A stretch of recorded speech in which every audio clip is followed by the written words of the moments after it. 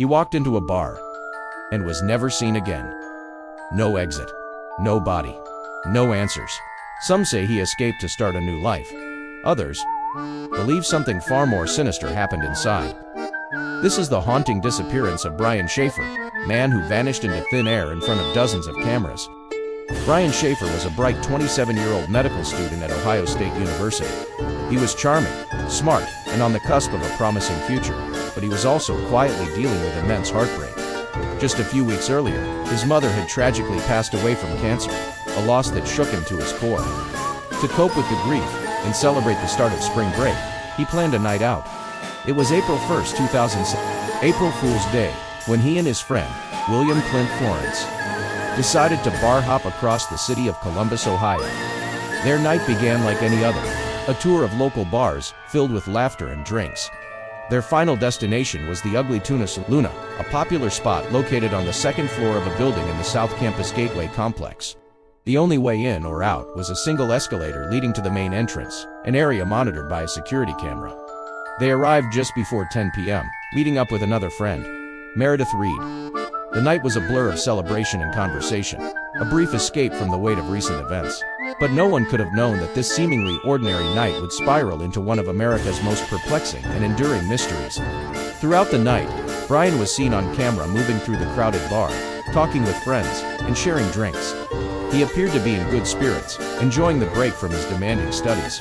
Around 1:15 a.m., he was seen on camera separating from Clint and Meredith. A few minutes later, at approximately 1:55 a.m., the security camera at the top of the escalator recorded him stepping just outside the bar's entrance. He briefly chatted with two young women, shared a quick laugh, and then said his goodbyes. He turned, facing back toward the entrance of the Ugly Tuna Saloona, seemingly to re-enter the bar. That's the last time anyone ever saw him. When the bar closed at 2 a.m., Clint and Meredith waited for Brian outside, but he never emerged. They called his phone repeatedly, but every call went straight to voicemail. Assuming he had simply walked home without telling them, they left. It wasn't until Monday, when Brian missed a flight for a planned trip to Miami with his girlfriend, Alexis, that the alarm was truly raised. Panic set in. Brian was responsible, and missing a flight was completely out of character. His disappearance was officially reported.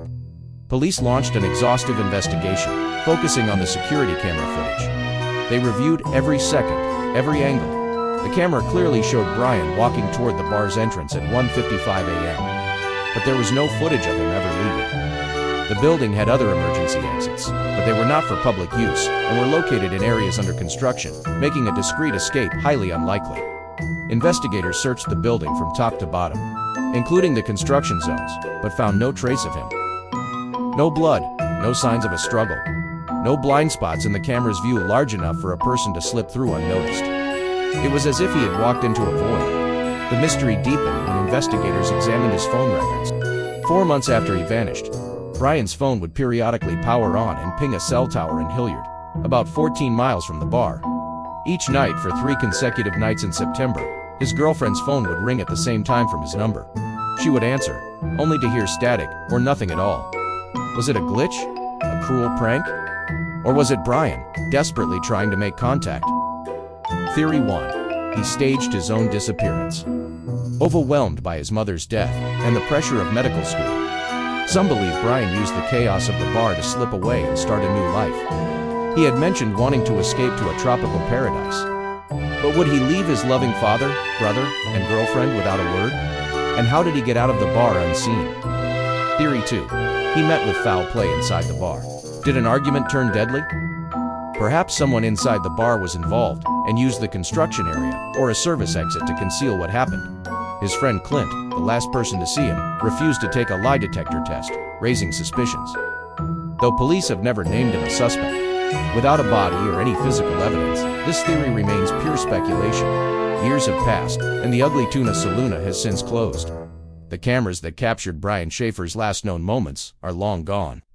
But the questions remain, frozen in that grainy footage from 2006. What happened to the promising medical student who walked into a bar and never walked out? Did he find his escape, or did he become a victim of a crime that was perfectly and terrifyingly concealed?